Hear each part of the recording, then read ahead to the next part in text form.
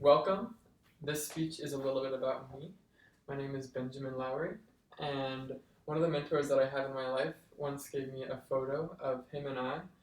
And on that photo, it had a quote that said, "A ship is safe at harbor, but that's not what ships are meant to do."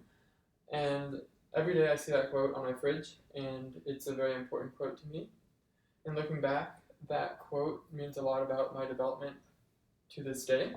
The reason why is because everything that I've done, all the actions I've taken, the steps to exploring my passions, wouldn't have happened if I chose to leave that boat at harbor. And it's because I chose the choices that I made, my passions, and things that I got involved in that have made me who I am today.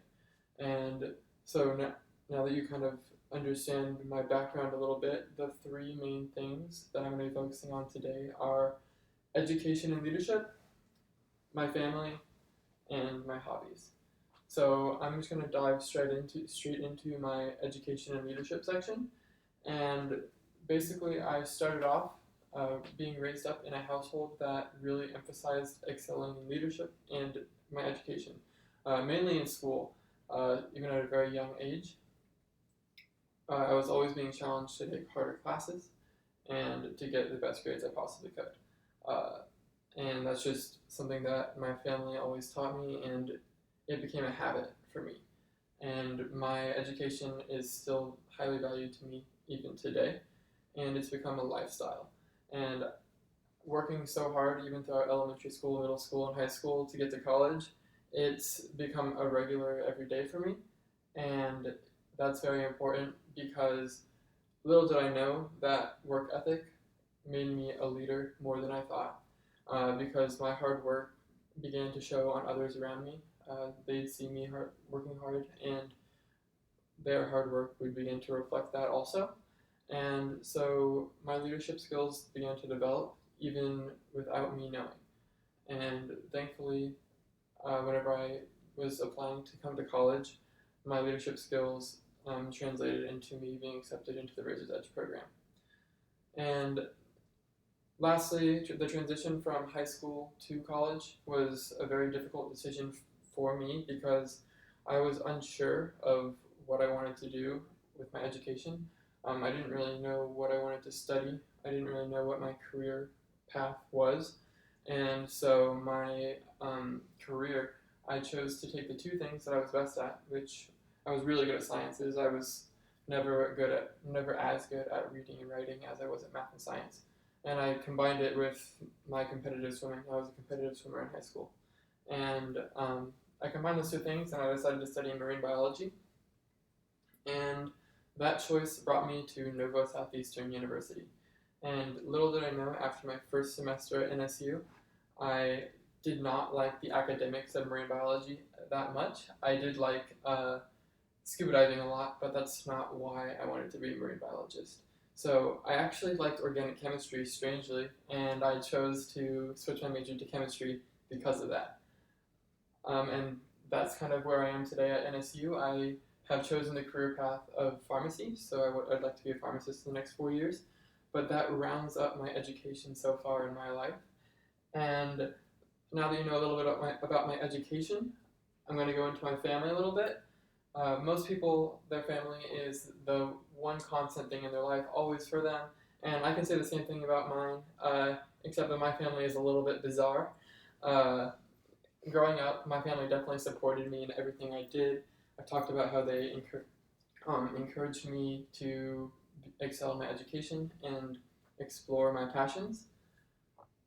However, whenever I was a junior in high school, my father was diagnosed with brain cancer, and that took a large emotional toll on me as a high schooler, and it was definitely a hurdle that I had to overcome.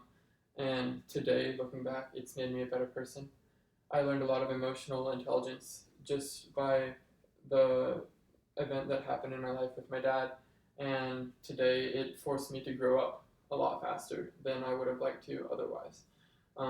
But those events definitely happened for a reason, and my family is a large part of my life, especially because it happened to me. the event with my dad made me value my family even more than I did before, and so I definitely try and spend as much time with my family as I possibly can. And so it's a little bit of a sad story, but it's definitely an important part of who I am. And they taught me everything about how to act properly, and they truly made me and raised me as the person I am today. Now that you know a little bit about my family, I'm gonna finish up with talking about things that I enjoy doing, my hobbies.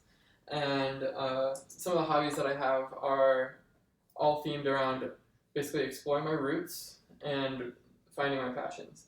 And the it started off with like exploration of like what I like to do, and my parents put me in karate classes and swimming, and we always played frisbee with my dad, and so those things kind of like were some physical activities that I like to do as hobbies.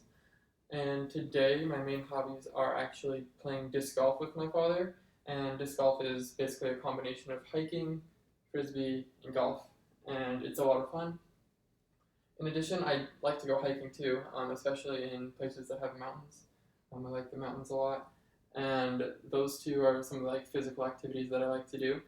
And additionally, at NSU, I am a part of a fraternity, Kappa Sigma, and I am in a chess club and a part of the ultimate frisbee team, so another part of my physical activities there. But I'm involved in a variety of different clubs and organizations at NSU, and those things also kind of make me who I am. There's definitely a saying that says the 5 people who you hang out with the most uh, are ultimately you on the inside, little bits of them. And so the organizations and the people I surround myself with at NSU do contribute to who I am today. Uh, and so to conclude my life, I am basically a diverse amount of family, hobbies, and education and leadership. Not in that order, but those 3 things really are important to me and made me who I am today. And if I hadn't taken that choice to set sail on that voyage on my early childhood days, I never would have been who I am today. And so I thank you guys for listening to my introduction about myself, and I hope you guys enjoyed it.